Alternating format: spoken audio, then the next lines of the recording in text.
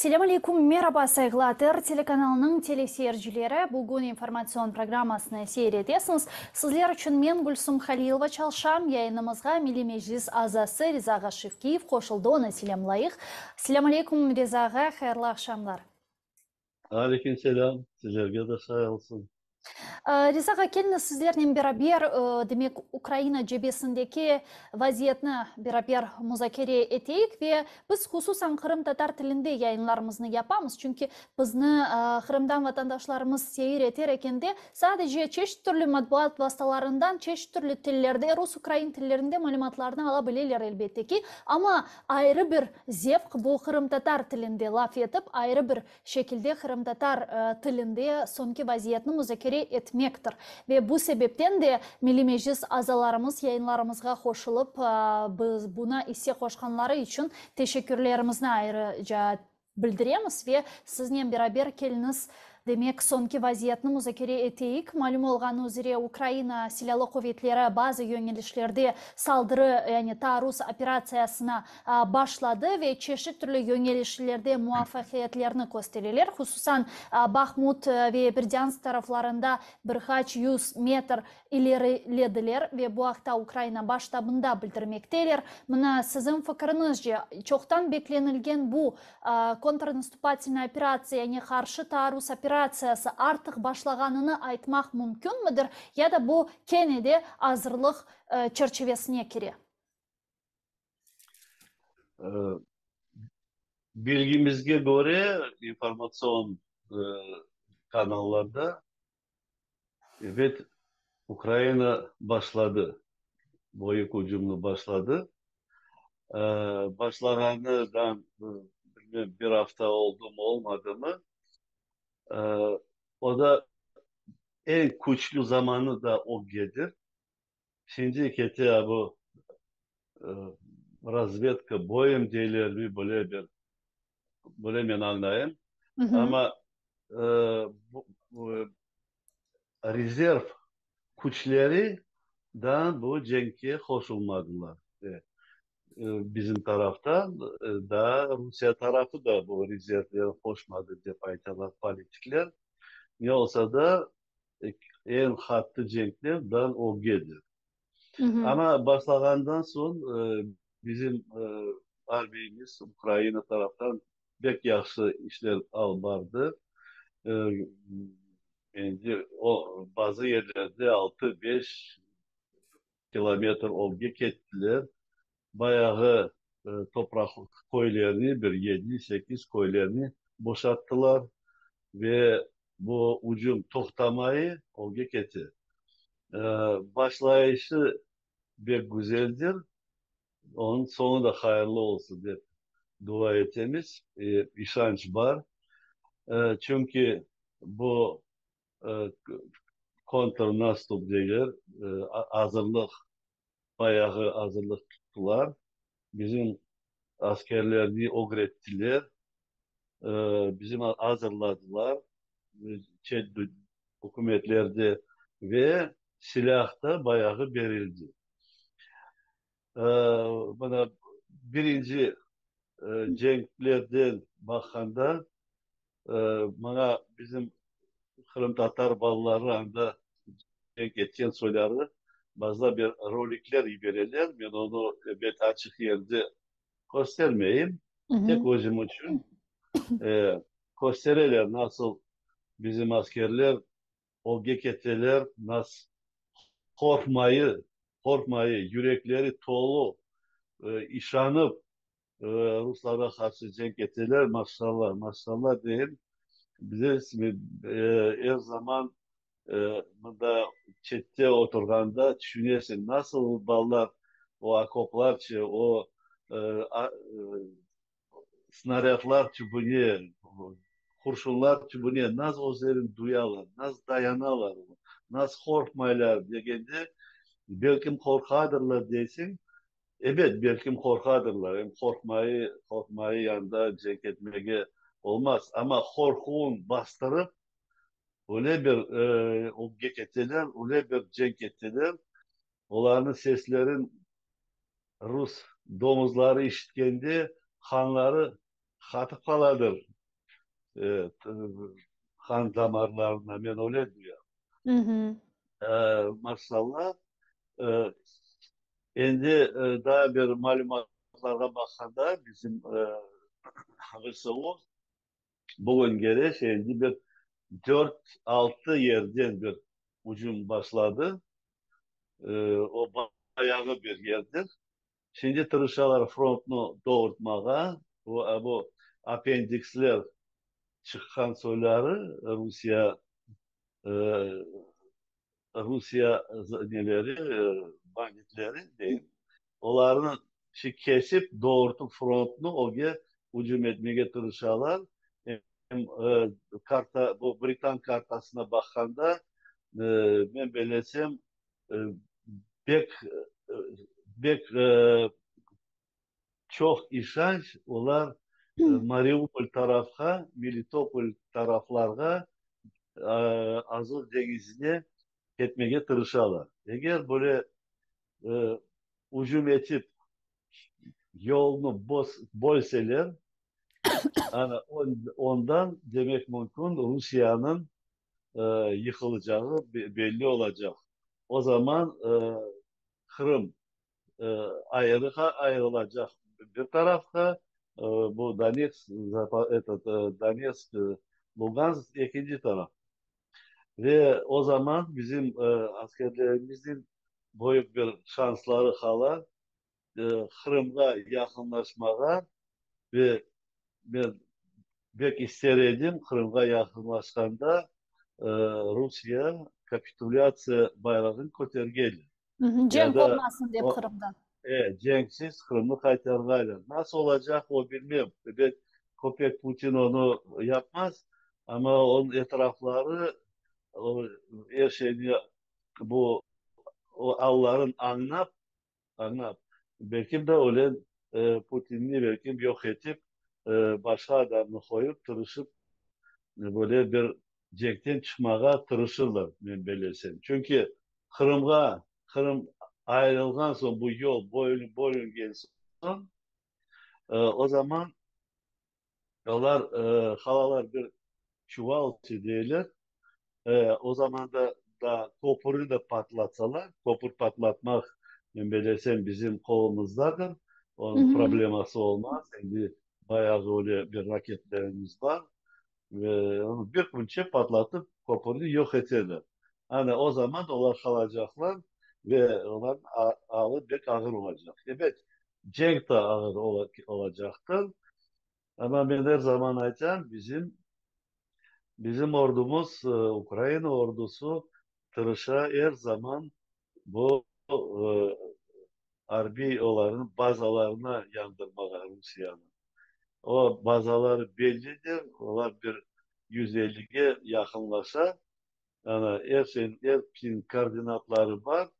Ee, Kırım'a öyle yakınlaştıktan sonra eğer onlar kapitülasyon yapmasalar, çıkmasalar Ozeleri Kırım'dan o zaman bu bazalarını e, yok edecektirler. O zaman da Kırım Kırım'a bizim askerler girip Kırım'ı boşaltacaklar. Ama Geçen kalgan böyle Kırım'dan bir harbiy analitik Vladislav Seleznev'yen laf ettim. Belki de siz de onu tanıydırsınız. Çünkü ozu Kırım'dan sağ kezliği bölgesinden ve onun biz de Kırım'ın işgalden kurtarılma meselesi üzerinde çok laf ettik. Ya, tahminen bir saat devamında bu meseleyi müzakere ettik ve o değil ki yani Rusya'nın tarihten beri kullanılan bir taktikası var. Onlar artık bu veya başka bir cenkni gayip etkenlerini iz etkenleri vakit ve bir de bir topraktan, işgal etilgen topraktan ketmek mecburiyetinde kalganları vakit yakılgan toprak taktikasını kullanırlar ve anda olgan bitken ve yaşayan insanlarga binaen çok sayıda zulümler yaparlar ya da evlerini yıkarlar. Misal olarak mına Kherson vilayetini alayık. Onlar Ukrayna bu saldırısının olacağını anlap ve Ukrayna ordusunun muvaffakiyetli olacağını anlap Kakhovka hidroelektrik stansiyasının dambasını patlattılar ve sadece Kherson vilayetinin sağ tarafına değil de özlerinin de bulunganı sol tarafa ciddi zarar verdiler. Ve arada bulunan insanlar ciddi hem maddi hem manevi hem de can kayıplarını yaşadılar. Yani onlar bu topraklardan çekilgenleri vakit mahsus bu gibi faaliyetlerini yaparlar ve biz bunu hem Kiev vilayetinde görgen edik, Bucha, Gostomel, Irpen taraflarında, hem Kharkiv, İzyum ve birçok diğer köylerde bu yapkanlarını gördük, zulüm, tecavüz ve ilahiri. Ve sizin fikrinizce Kırım'dan mecburen ketmege zorlanganları vakit halkımızga binayen, vatanımızga binayen bu gibi taktikanı işletebilirler mi? Yani Vladislav Seleznyov bunu yapabileceklerini ayttı Tunyev'in. Ya sizin fikriniz nasıl? Siz bir doğru ettiniz. Ruslar ketkendi. Onlar Alman faşistlerinin de insansız bir hayvancılık yaparlar. Evet, onların tabiatları oluyor. Onların milleti oluyor. Ama da bunda iki üç varyant olmak mümkün. Birinci varyant, eğer o zaman Putin yerine otursa, Putin onlara buyuracak böyle çeşit provokasyalar yapmaya, e, böyle katastrofalar çıkarmaya. Mesela Damban'dan son burada Bek sakınağımız bu Titan zavodunu patlatsalar mesela, onlar duysalar şimdi Kırım'dan çıkacakların, Ya Putin onda otursa mayınlaylar yerine, zaten. Hı hı. Putin onu patlatmaya mümkün. Mümkün. 100% onu işanmayayım çünkü e, bütün dünya sibaka bu e, hidroelektrostansiyonu patlatanları için daha ona bir böyle keskin sanksiyalardan açılmadı. Şimdi şey hazırlık etti. Şey ardından Titan'da patlatsalar, onların asla ben asla düşünüyorum öyle yapsalar, e, NATO askerleri de girmek mümkün. Миротворческие deyler войска. Onlar da girmek mümkün. Halkını da korçalamak için, halkını da kurtarmak için. Öyle de mümkün yapmak. Çünkü bakıp oturup chatten dünya chatleşmez. Bu birinci varyant. Eğer Putin kalsa. İkinci varyant, Ukrayna böyle yakınlaşsa Kırım'a ve bu aydan da iki tarafla bu e, toprak yolları bölünse, o zaman anda Rusya'da da e, bayağı Oz'un generalları, güçleri vardır. Onu değiştirmeye tırışacaktır bunlar. Hı hı. Çünkü o son düşüngen son, anlayan son, sonu ne olacak? Onlar tırışacaklar Rusya'nı kurtarmak için, kurtarmaya.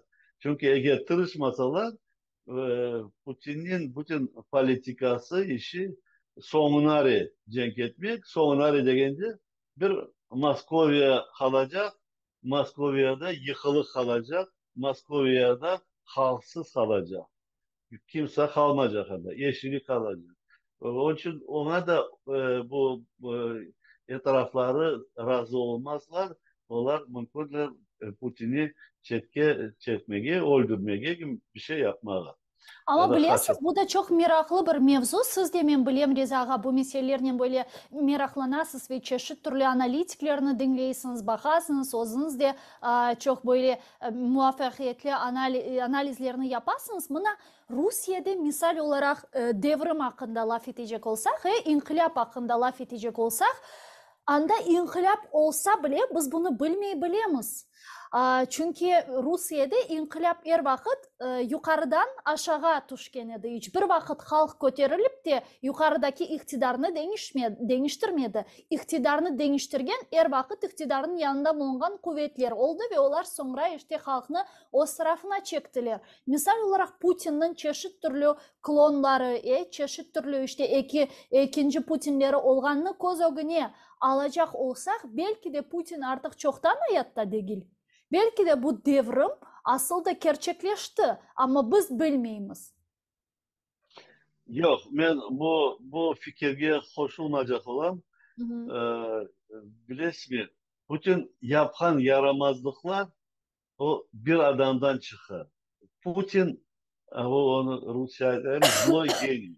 Hı hı. O vallahi onun kafası çalışır ama kafası adamcılık için, adamlar için, hükümet için değil, o öldürmek için çalıştırar kafasını.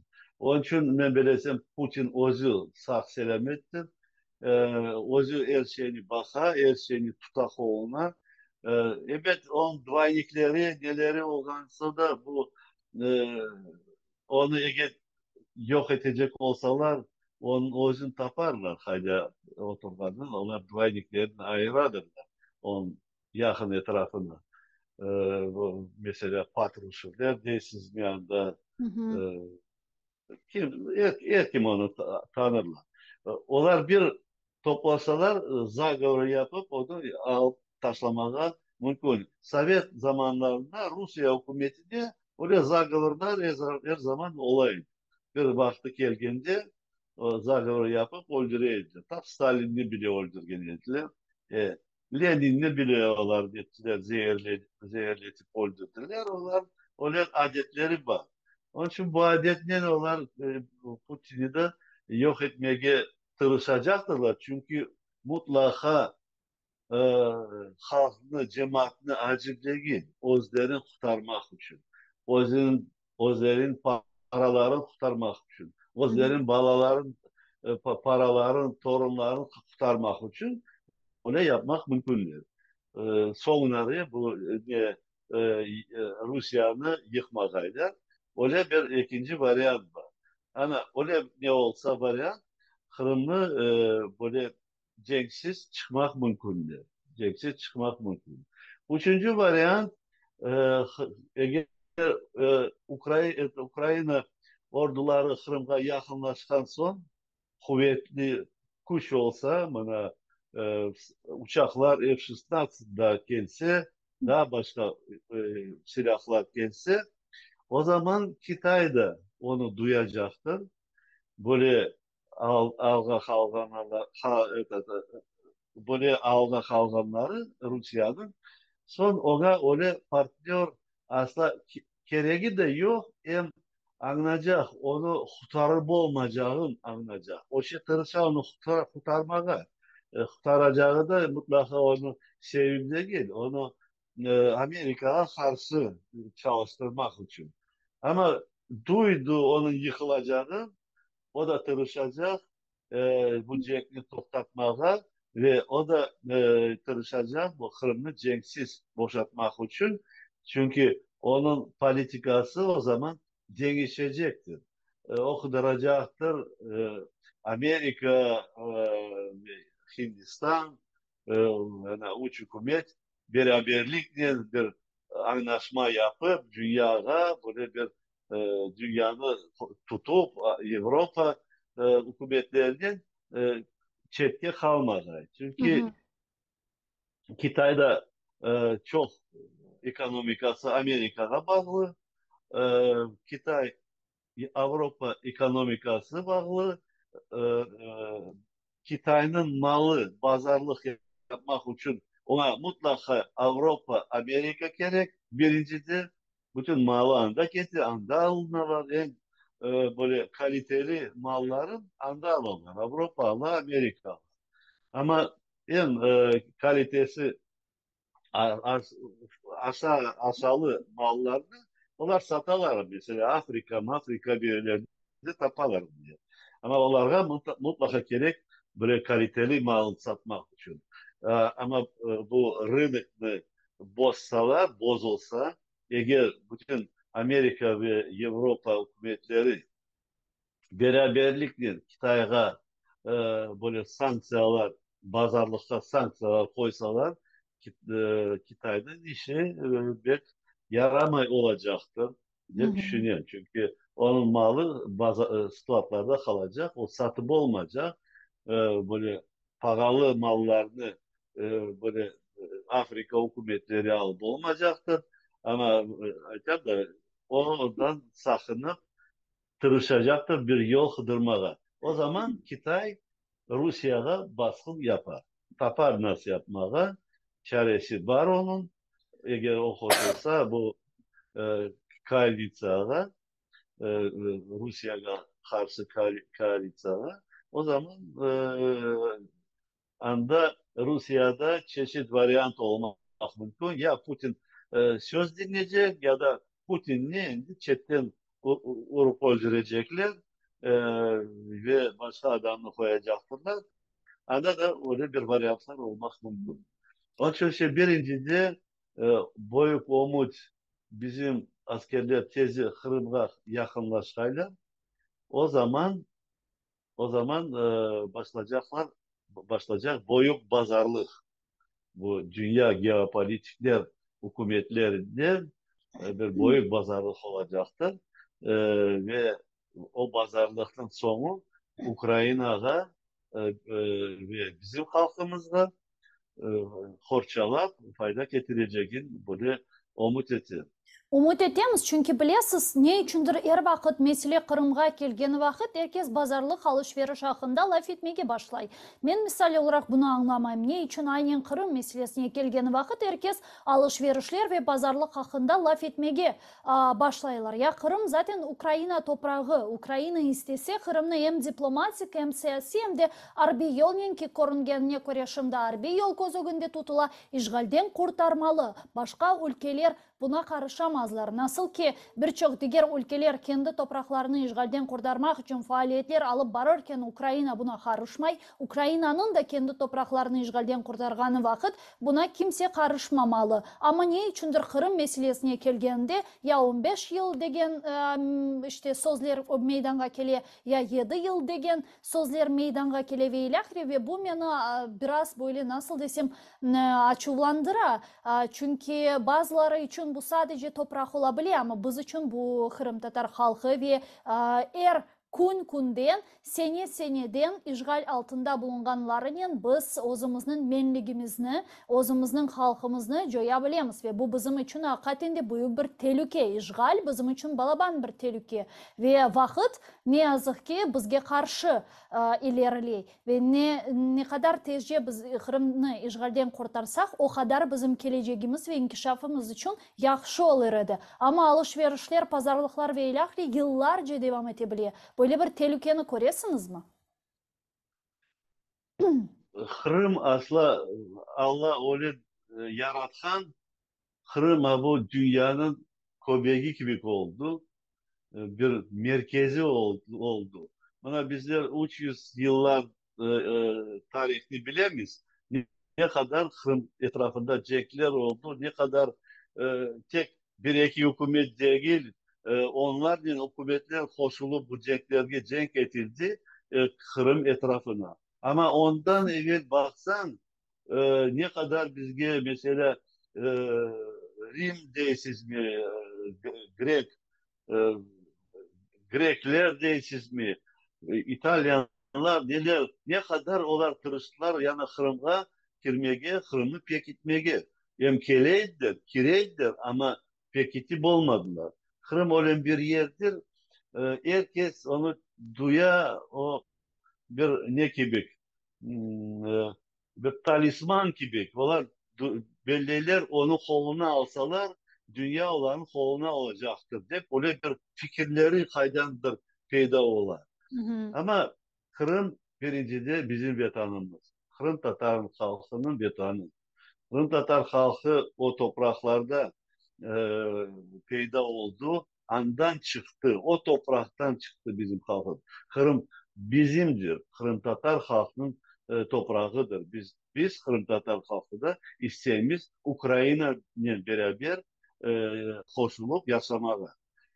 Putin e, tırışa o da bir talismanını koluna alıp onu duydu 14 senesi de mesela algan son nasıl bu Rus hayvanları başladılar kullanmaya Kırım olarak geçkenli.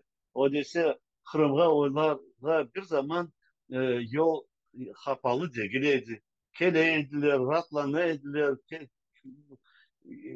Bir, bir problem yok idi. Hı Rusya'da hı. yüreğinde ama e, hoşkan son bütün bu Rus milleti başladılar Putin'i kotarmaya, onun reytingi kotardı. Onun için de şey oldu ya, eğer Kırım ketse onun reytingi düşecek ve o kayıp olacak. Pazarlıkta birinci bu Kırım'ı birinci yerge koyacak. Her şeye razı olacak eğer Putin'den laf etilse. Kırım halkay Rusya'da. Ama Donbas her şeyde o azı boşaltmaya, çıkmaya, Harkov, Zaporojye yerden çıkar. Hı Ama hı. Kırım'da tırışır kaldırmalı. Ama da o zamanlar Kırım için pazarlık yapan zamanların o da kaçırdı. Eğer buna cenk başlaganın fevral ayında o toxtalsaydı, belki de bu keçken yıl, belki de o zaman Avrupa hükümetleri çoksu Amerika'da da bazı politikler hazır ediler teklif etmeye Kırım Rusya'da halkaydı ve halkın onlar kirişmegeler boşaltkaylar Ukrayna'nı cekli toktatkaylar. Hı Ona hı. hepsi hazır ediler. Bizim Ukrayna ordusu da armiyası da pek kuvvetsiz idi. Silahı yok idi. Asla organizasyon taraftan da hazır değilecek.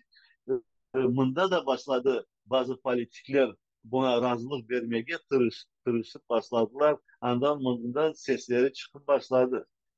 Ama Putin bu vakti kaçırdı. O belirledi. Gelecek alacak. Hani Kiev'e gelecek. O zaman o padişah onun sözünün bütün dünya oynayacak. Ama olmadı. Şimdi de Ukrayna kuvvetli, onun ordusu silahlı, askerleri hazırlık tuttular, öğrenciler, daha öğrenciler hazırlanıyorlar ve ve hazırlar Rusya'ya karşılık göstermeye. Şimdi Kırım e, pazarlıkta Avrupa, Amerika taraftan koyulmayacak. Onlar tutacaklar bizim Ukrayna pozisyası. Kırım mutlaka kaçacak, Ukrayna'ya koşulacak artık. Ya mına Kırım'ın işgalden kurtarılacağı artık malum ve bunun tezden olacağını bekliyoruz. Ama Baksan siz niye için böyle sakınlık var mı yok mu pazarlıkta koyulur mu yok mu?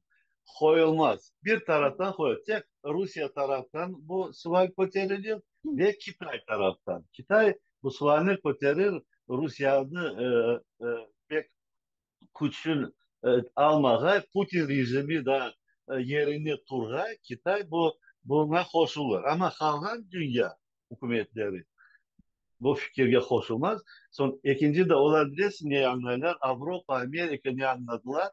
Eğer bütün dünyada aytsa Kırım kalsın Rusya'ya tek cenk bitsin deseler bile Ukrayna endi bir zaman bu sözge dinlemez, bir zaman buna razılık vermez. Çünkü bizim Ukrayna askerlerinin kurbanlığı bayağı oldu. İlk bir horanda böyle ağırlıklar gördü. Ne kadar bala çala öldürüldü, ne kadar adam çıktı. Onlar bir zaman e, Putin isteğine yol vermezler. Ve onu da Çet devletler, Avrupa hükümetleri, Amerika anlayıp. Onun için Ukrayna'da kol tutacaklar. umut etemiz ki öyle olur ve bazıları deyir ki bu Ukrayna'ga kol tutmasının, növbetteki kol tutmasının sebeplerinden biri de bu Ukrayna taarruzunun muvaffakiyetli olmasıdır. Çünkü bazıları değil, eğer ki misal olarak bu taarruz operasyası, saldırı operasyası neticesinde Ukrayna bazı yönelişlerde muvaffakiyetli olmasa, demek o vakit Garbi ittifakdaşlarımız artık işte biz sizge yeterlice silah verdik, muvaffakiyetli olunuz deyip ama görüngenine göre Rusya ordusu işte kuvvetli onu yenip olamadınız. Şimdi kendiniz masaga artık oturunuz diyecekleri gibi böyle bir sakıntı var men misal olarak buna koşulmayayım hiçbir şekilde. Benim fikrimce bu saldırı operasyası elbette ki dalga dalga şeklinde olacak. Bir operasya neticesinde ahirga kadar ilerleyeceğimizni beklemek bu hayal kırıklığına uğramak olacaktır. O sebepten bu operasya böyle adım adım dalga dalga şekillerinde olacaktır ve Garbi ittifakdaşlarımız da bunu anlap elbette ki bizlerge destegini asla hiçbir şekilde toxtatmayacakları gibi korunuyor. Umut etemiz ki hakikaten böyle olur. Hem Kırım meselesi boyunca ben de şunu seyircilerimizge aytayım.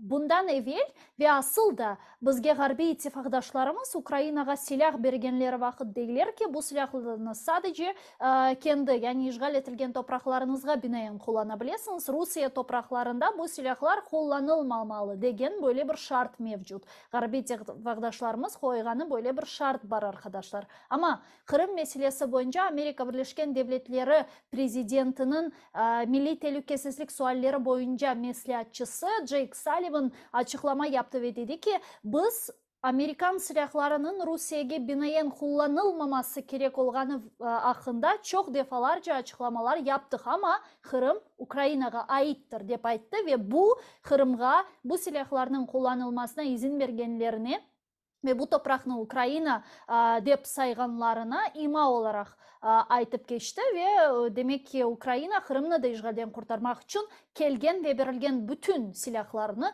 kullanabilir. Bununla bağlı hiçbir sınırlamalar mevcut değil arkadaşlar. O sebepten men de rizaga sizge koşulam. Benim de fikrimce Garbi ittifakdaşlarımız bizge hem arbi, hem manevi, hem siyasi, hem maddi taraflardan desteklerini devam ettirecektirler ve Kırım işgalden kurtarılmaganca bu cenk bitmeyecek gibi korunuyor. Çünkü eğer ki bir noktada bu cenk toxtatılsa ve ateşkes ilan etilse, herkesin aytkanı gibi Rusya kenede güçlerini toplap Ukrayna'ga daha şiddetli, daha sert baskılar yapıp daha bir kere saldıracaktır. Ukrayna şimdi Rus ordusunu zayıflatırken buna yol vermemeli ve sonuna kadar işgalden topraklarını kurtarmalı ve artık Ukrayna dereceliği de bununla bağlı hepsi açıklamalarını yapkan vaziyette. Yani diyeceğim Kırım'ın işgalden kurtarılığı artık çözülgen bir mesele. Bunun üzerinde hiçbir böyle bir müzakereler, hiçbir sualler yoktur. Kırım işgalden kurtarılmalı. Ama bunda asıl sual şu. Kırım işgalden kurtarılganından sonra nasıl bir Kırım olarak kaytacak? 2014 senesinden evvel olgan Kırım bizge de gerek mi? Yani Avtonomная Respublika Kırım degen status bizge de gerek mi? Kırım Tatarlarga bizge Kırım ana vatanımız milli muhtariyet olması gerek ve bu bizim koyganımız şarttır.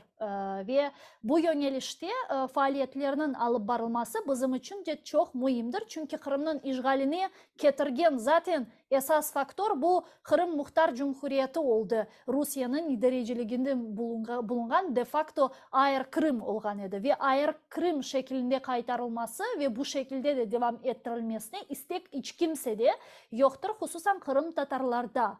Şimdi bizim siyasi liderligimiz hakkında laf edecek olsak Rizaga. Sizin fikrinizce Kırım artık 2014 senesinden evvel gibi olmaması için biz nasıl şekilde davranmalımız? Biz Ukrayna iktidarının işbirlik yapıp işte Kennedy onlarga talaplar seslendirip onların bu talaplarını yerine getirilmesini mi bekleyeceğimiz ya da farklı bir strateji mi kullanacağımız? Nasıl sizin fikrinizce Kırım'ın geleceği işgalden kurtarılgandan son olmalı? Sual pek ağır sualdir bu.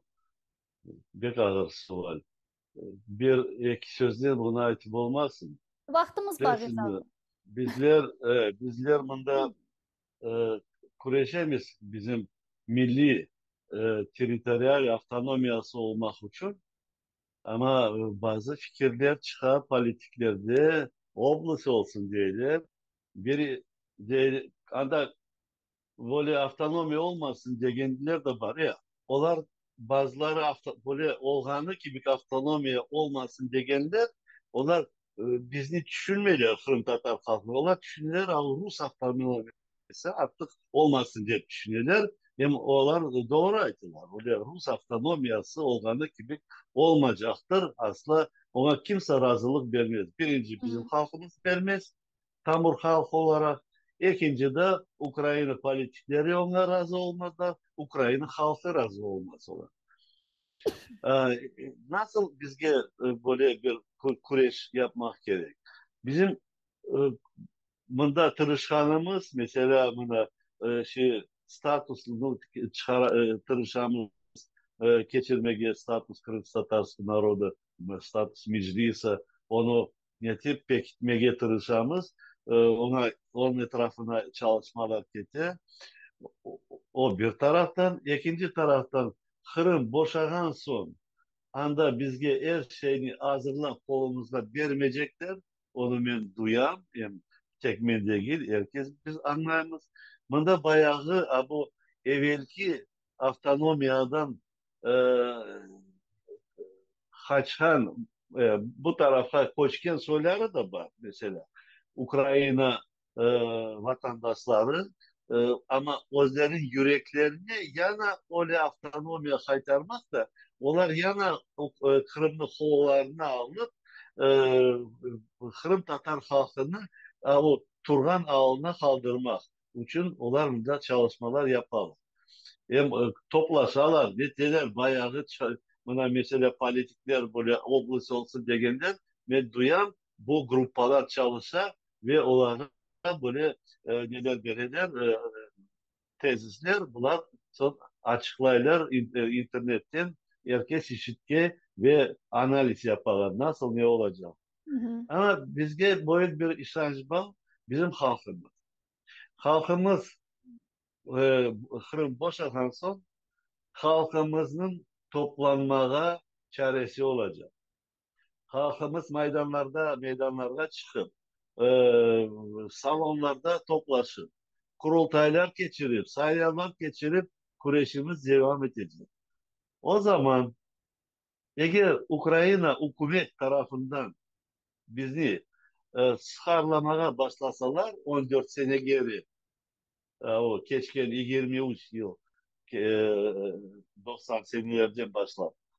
Öyle tırışsalar Avrupa, Amerika'da bakacaklar, kaytacaklar. Doktor, biz sizi hazırlayımız buna.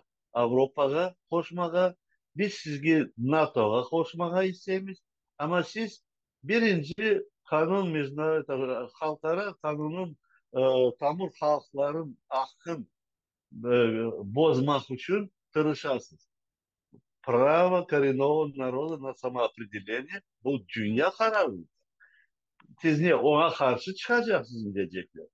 Eğer siz ona böyle международный zakonlara böyle karşılık çıksanız siz niye NATO ve Avrupa'ya koşmamız deyip öyle sözler çıkacaktır. Çünkü o alınan e, kanunları onlar artık kaymazlar. O bizge yardımcı olacak. Bizge bütün Amerika, Avrupa hükümetleri o zaman yardımcı olacaklar. Ben bek umut etsem Baltik hükümetleri nasıl çalışacak? Polonya, herkes koşulacaklar. Bizim halkımızla tırışacaklar. Olan o zaman cenk toktacaktır ve Ukrayna'nın NATO'ya almaya tırışanda o zaman bu sualler kötülerecek ve bizim halkımızın statusu, avtonomiyası, milli avtonomiya bizge vermeye mecbur olacaklar. Mecbur. Ben işanan çoksu Ukrayna çokluk yani ister, bazıları istemeyip de ama razılık verecek. Başka yol olmayacak. Ya mına Ama Kırım nasıl Ukraynileri degen böyle bir hareket vardı. İşte Ukrayinцы Krım'a degen. Olar de Ali da şimdi Ukrayna anahtasında bile işte bu mesele boyunca artık rahatsızlıklarını böyle kapalı yollarla bildirip ya Kırım Ukraynilerinin hakları hakkında meselelerini koteriler. Mına siz bu meseleye nasıl bakasınız? Onlardan bir tehlike var mı? e, ben bilirsin onlar toplasalar o üzerine chetga kalmagaylar ama böyle e, bilmem içlerine, yüreklerine ne var ama açıktan bizim halkımızda, bizim isteğimizde olan karşılık çıkmayla. Ben belesem onlar bizge koşulurlar ve bizim yardımcımız olun. Biz de anlayımız Kırım'a kayıttan sonra biz avtonomiya verilse bile bir denk gelip hükümetini kolga alıp bizim halkımız becermeye çaresi yok. Bizge kadrlar hazır diye hükümet işlerine çalışkan mesela e, anda çok adam gerek çalışana binlerle, on binlerle adam gerek. O adamları yerine getirmek için. İkincisi bizler tırışacağımız evet aytmağa Ukrayna vatandaşları Kırım'da yaşayan soyları onlar da hükümetke bu bizim avtonomiyaya girip çalışacaklar. Boyuk işlerde onların da bir nesil bir parçası olacak anda. Hı hı. Mutlaka. Birinci zamanları belki de onlar bizden ziyade e, böyle dozislerge olurlar. Biz çünkü aytar da bizlige onu becerip etmeye alparmağa fazla sakına. Nasıl bir şey becerir yok. Ama bunda hükümette çalışan adamlar olsalar onlara yol açılacaktır. Ama evvelki Kırım'dan çalışan kadrlarını ben belesem koymamak gerek. Onlar çünkü yanda çalışaydı Rus avtonomiyasına, onlar bizge karşı çalışaydılar. Şimdi ne etseler etsinler, ne onlara işaret olarak taşlamayın. Onlarda yakın koymaya gerekmiyor. Ama bunda var yaş adamlar, Ukraynalılar, onlarını koşulacaktılar. Onlar bizim yardımcımız olacaktır. Evet, Rusya, Kırım'da evvelden yaşanan Ruslar da var. Onların da böyle bir çetki aslında çekip de böyle niyeti bakmaga bizge onu Avrupa, Amerika böyle yol vermez. Onların da bir parçası koşulacaktır bu bizim avtonomiyamızda ve böyle beraberlikle ama adı olmak gerek Kırım Tatar Milli Avtonomiyası, Nasadan Teritorial Avtonomiya olmak gerek de o zaman beraberlikle bu avtonomiyi kurmaya ve bizim yaşlarını okutup ana tilge okutup öğretmeye ona ana tilini degende siz başlarda onu aytkan ediniz. Ben ilk siz koşacak olan ana babalarda Kırım'da hazırlık eti birinci sentyabrda mektepke balların yerleştirmek. Hayda bar Kırım Tatar sınıfları, Kırım Tatar mektepleri tırışınız ballarınızı o anda vermeyin. Sakınmanız anda bazıları o Fantan Mektebi böyle Slav Hı dediler. hı. Evet, o kadar medem ona bakmanız. Anda kimseler ballarınız okumaya birincide ana dilini öğrenecekler. İkincide beraberlikle Kırım Tatar balları beraber ölçecekler. Bilirsin o da bizlerini bir yakınlaştıra hazırlık etti. Bu ballar geleceği hükümeti alıp varacaklar. Eğer biz ana dilin unutsak, ballarımız ana dilini bilmeseler nasıl milli avtonomiyanı biz aytacağız? Nasıl dilde konuşacağız? Nasıl? Tek Ukrayna dili niye yoksa? Ya son biz tek Ukrayna dilinde konuşsak biz millet olarak yavaş yavaş kayıp olacak. Biz dilini mutlaka saklamak gerekir. Onun için mekteplerde ballarınızı belgence ana tilge sınıflarına anda veriniz de hiç de sakınmayınız. Olacak bala olur. Olmayacak bala Rus mektebini bile okusa ondan bir şey fayda olmaz. Ama Rus mektebini okusa çaresi olsa da evet çaresiz soyları da var. Bizim bizge milli mektepler yetişmiyor, sınıflar yetişmiyor. O, ama çaresiz kalganlar evet anda varacaklar okumaya. Ama onlar düşecekler anda böyle de anda Rusya propagandası al baralar. İkincide de Ruslar içine özlerin tillerin de öğrenmeseler daha iki beraber onlarını Ruslaştıralım. Ama Kırım Tatar sınıfında özleri konuşsalar, hocasını konuşsalar, ana tilde o başka. Bu bizim geleceğimizde bek gerekli. Onun için ana babalarına mutlaka yalvarın. Eğer milletimiz gayip olmayacağını isteseniz ballarınızı böyle sınıflara verip de eğer bek kuşlu mektep olmasa evde oturun da ya da daha ocağa bir iki para verip kaysı matematika mı ne mi azlı handa olsa o gretin ballarına olar o grensinler как дополнительные занятия yapsınlar da ama mutlaka ana dilini öğrenmek gerekir. Böyle bir büyük ricam var.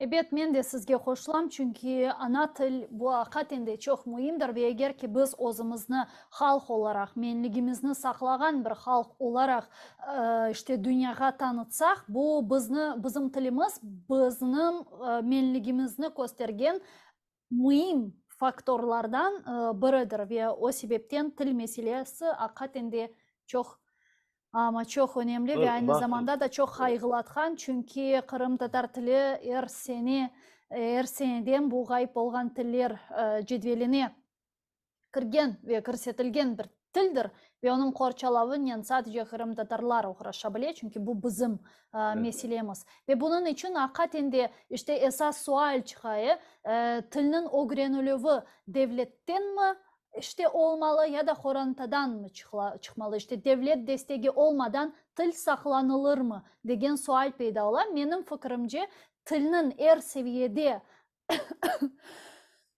bağışlanız korçalanması ve saklanılması için hem devletten destek olması gerek hem de elbette ki horantadan çıkması gerek ama devlet desteği olmadan ne yazık ki mektepler olsun, çeşit türlü kurslar, derslikler, kitaplar çıkarılıyor vesaire. Bu maddi taraftan çok zor olan suallerdir ve devlet desteği bu mesele boyunca çok mühimdir. Ama çok şükürler olsun, misal olarak şimdi bile Kırım Tatar tilinin inkişaf ettirilmesi meselesi boyunca konsepsiya var. O çalışmaya başlay. Bu strateji 2032 senesine kadar işte çalışmalı degen böyle bir çalışmalar var ama mühim olan şey bunların artık işte de görünmesi olması ve çalışması. Aynı zamanda da şu meseleni sizinle laf etmeye istedim. Biz ağa bilesiniz geçenleri Kırım Tatar temsili organının Ukrayna hukuk meydanına kirsetilmesiyle bağlı böyle bir belge, bir kağıtını Eskender Bariyev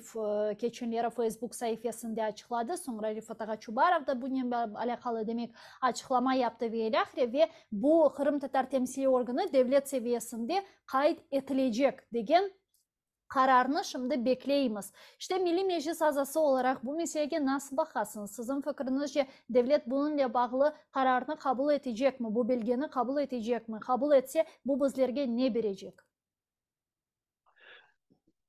tırışacağız devlet onu kabul etmeye. Ama bizge ne verecek dediğinde evet ondan çok bir umut etmeyin. Hı hı. Ama da adım adım objek etmek gerek. Yarım adım olsa da objek etmek gerek. O da bir basamaktır. Onu geçmek gerekir. Onun için biz tırışama sonu geçirmeye çalışmalar geçer. İnşallah o olur. Çünkü orta yerde birden her şey olmaz. Ana mesela e, Tamur halkı kanunu çıkan son Kırım Tatar halkının. O zaman bizge bayağı yollar açıldı, çalışmalar ve prensipler. Resmi biz bu kanuna e, opirayız. Evet. Esaslanıp Dayanıp, evet, dayanıp bizim tekliflerimiz başladı çıkmaya. Karşılıkta onlar yapıp olmaylar. Kim bizleri beğenmiyor ya istemiyor o neleri geçirmeye. Onun için böyle adım adım gitmek gerekir. Onun için bir büyük faydası olacaktır. İnşallah ona çalışmalar getir. Kısmet olsa onu da geçiririz. men şunu meni şu meraklandırar. Mına Tamir halkı ile bağlı demek kanunu hakikaten çok uzun yıllardan beri bekledik. Allah'a çok şükürler olsun kabul edildi. Şimdi onun işe kirsetilmesi için gerekli olan vesikalar, bütün bu подзаконный akte degenimiz belgeleri hepsi hazırlana. Temsili organ hakkında da söz yürütülüyor. Demek ki o da şimdi Ukrayna devlet hukuki seviyesinde işte kabul edilmesi beklenilebilir ve bu vesikaga göre demek Ukrayna devleti Kırım'la bağlı çeşit türlü meselelerini Kırım Tatar temsili organı ile müzakere etilmeli. Yani bu da çok böyle konsultatif bir mananı taşıyor bu kararının kabul edilüğü. Ama bu müzakerelerden sonra devlet misal olarak işte bizim fikrimizni alıp da kendi fikrini misal olarak işe kirsetebilir ve tamam biz sizinle laf ettik ama biz böyle karar aldık da dep aytabilir. Yani bizim fikirlerimizden işe kirsetileceği, muhakkak işe kirsetileceği ve kabul edileceğinin garantiyasını kim ve nasıl şekilde verecek? Garantiya biz halk, ne kadar halk çalışacak, ne kadar onun saylanan organı çalışacak bu işlerde ana o garanti olacak. Birden bir şey olmaz ama tırışsak ve değişmeler bana şey bir kanun alınsa mesela ona gerek zamanla değişmeler kirgizirik. Yana bu suali koteririk ve o kanuna değişmeler geçiririk. Başlamak gerek, başlamak gerek. Ama şey, onu bana biz böyle isteyemiz, onu bize gelişmiyor, böyle olsun diye geldi. Anda da yok biz öyle vermeyiz diye geldi. Kalacak bu suvalye. Ne yapacak? Oturacak mı? Kavga edecek. Yok. Cenk getir. Cenk vaktine kavga olmaz. Biz okubetten yana tırışağımız laf etmeye yana adım adım bir gelişmeler yapıp o bir al parmağa işi bizim. Bu çünkü biz e, siyasetçi siyaset işine çalışanız. Biz onu düşünüp ağırca bakıp çalışmak gerekir. Mutlaka da koca günü tutmak gerek, cenk gerek. Bir kali bir şey, keskin bir laf aytıp çıkmaya bizge asla sıra düşmeyin. Çünkü Ukrayna halkı cenk vaktine bizim böyle bir keskin bir hareketler başlaganımızı görseler o diyecekler toptan. Ya bu halk ne şey düşünüyor? Bu da binlerden adamlar cenk teoriler bunlar cenk özün tanesi tarafın düşünürler böyle e, bazı politikler başlarlar durup ifade çıkarmaya. Onun için Ama her şeyi düşünüp yetip men anlayayım ama çalışması. bunda söz şimdi cenk hakkında ketmeyi misal olarak elbette ki cenk şaraitlerinde işte herkes aytkanını tartıp biçmeli ve bu çok mühim ve biz de elbette ki bu cenk şaraitlerinde Ukrayna menfaatine olmagan veya Ukrayna'nın bizge binayen işte çeşit türlü tenkitleri olmamasın için demek hiçbir faaliyetler zaten yapmamız ama söz bunda ileri akındaki diye Kırım işgalden kurtarılganından sonra bugün artık kanun kabul edilgen kararlar bizim menfaatimizga çalışmaları zarur. Söz bu hakta kete. Misal olarak Milli Meclisinin kaydetülüğü ile bağlı bu belge Kırım işgal edilgeninden sonra nasıl çalışacak? Kırım ile bağlı misal olarak bir kararlar kabul edilgeni vakit yaxşı. Bularını Milli Meclis'den müzakere edecekler ama işe kirsetilmesi meselesinde garantiyalarını kim verecek? Misal olarak onlar laf ettiler, biz şunu tavsiye ettik ama onlar başka bir şeyini işte şekilde yapmak isterler degen sorular da peyda ola ve bunda esas sual şu: ileride biz daha güçlü olmamız için ne yapmalıyız? Misal olarak Ukrayna Yukarı Şurası'nda daha güçlü olmamız için sadece 3 milletvekili ne yazık ki onlar ne kadar güçlü ve ne kadar çok faaliyetler yapsalar da bu çok büyük bir miktar değil. Ukrayna Yukarı Parlamentosu'nda 400'den ziyade milletvekili ola bir kararını kabul etmek için 226 rey gerek ve 3 milletvekilimiz çeşitli partiyalarda ne yazık ki yeterli değiller. Buna sizin fikrinizce biz stratejik olarak Kırım Tatarlar Ukrayna Yukarı Şurası'na daha çok milletvekili kirsetmeliyiz mi? Ya da yok? E, bu evet çokça olsaydı güzel olur. Evet, evet güzel olur. E, ama da Kırım İcralıktan kurtarılgan son biz halkla çalışalım. Ukrayna hükümeti bizim halkımızla konuşacak. O başka laftır, bilirsin.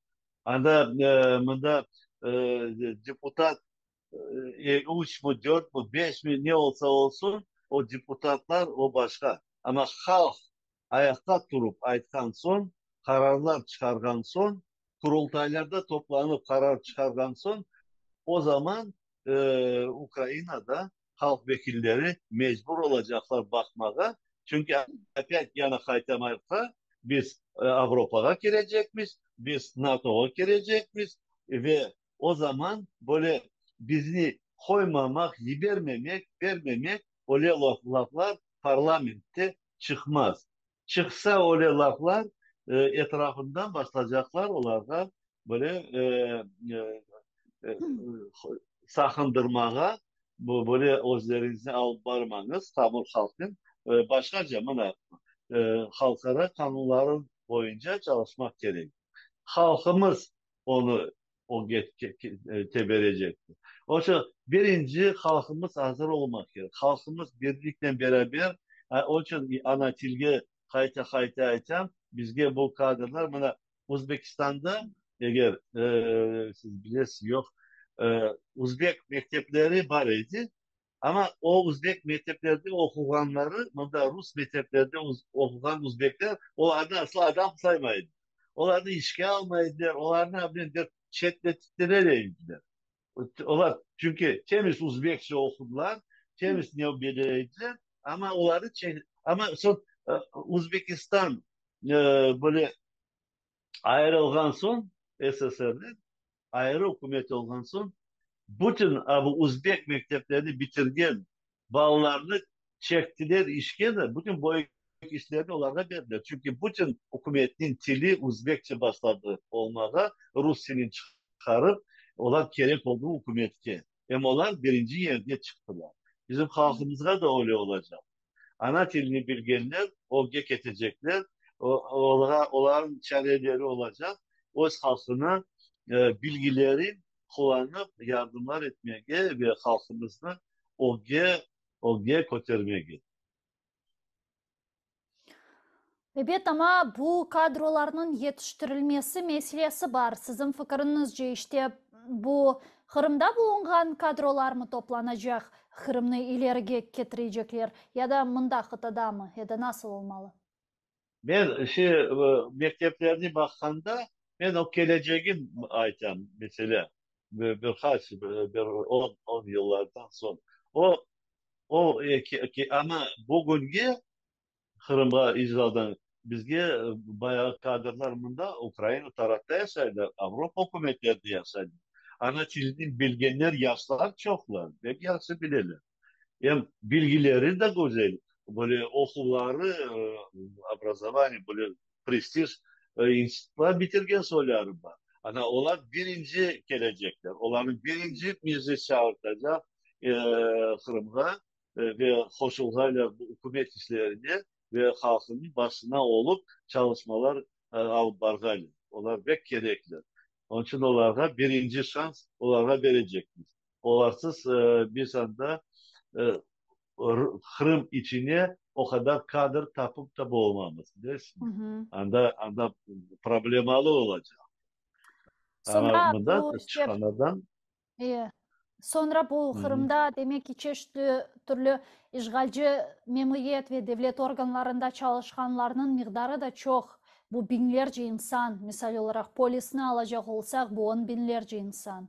Devlet memuriyetleri, devlet organları, nazirlik ve nazirlik altında çalışan çeşitli organlar, bu işgalci demek mahkeme, prokuratura organları ve ilahri ve anda işte satılgan Onlar Ukrayna vatandaşları yanı e, sıra işte Ukrayna vatandaşları olgan Kırım Tatarlar da ne yazık ki barlar ve bu da az bir miktar değil ve bunda Ukrayna kanunları da çalışmaya başlayacak Kırım işgalden kurtarılganından sonra ve bu binlerce insan mesuliyetke çekile bile ve bu da bu kadr açlığını meydana getirecektir.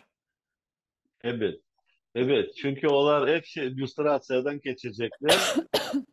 Onlarda e, İşanç birinci yıllar olmayacaktır. Son yavaş yavaş bu birinci e, rukovodящий işlerge koymayı böyle başka işler verip bakacaklar. Evet. Ama illüstrasyon mutlaka olacak. Onlarda bu kadrlar birinci adımlar yapanda onlar bizge yardım etip olmayacaklar birinci. Bizler de onlardan yardım umut etmeyimiz ikinci. Üçüncü de hükümet de onlarını işe koymaz. Ana böyle işte. Onun için Ukrayna'dan Kırım Tatar yaşları birinci onlar gelecektirler. Bir anda işgallarına koşulmayan adamlar, yaşlar onlar da koşulacaklar. Evet mutlak. Mutlak. Bökten büyük teşekkürler. Çok sağ olun Rezağa. Yayınımızga koşulganınız, suallarımızga cevap bergeniz için nasıl da temsili organ ve kurultayın da işgalden kurtarılgan sonra nasıl çalışacağı, ne olacağı ile bağlı da laf etmegi istedim ve bu meseleni növbeteki yayınımızga geçirmege teklif ettim ve sizinle beraber bu meselelerini laf ederimiz. Çok sağ olunuz. Riza Sağ Şükür. olun size. Kısmet olsa.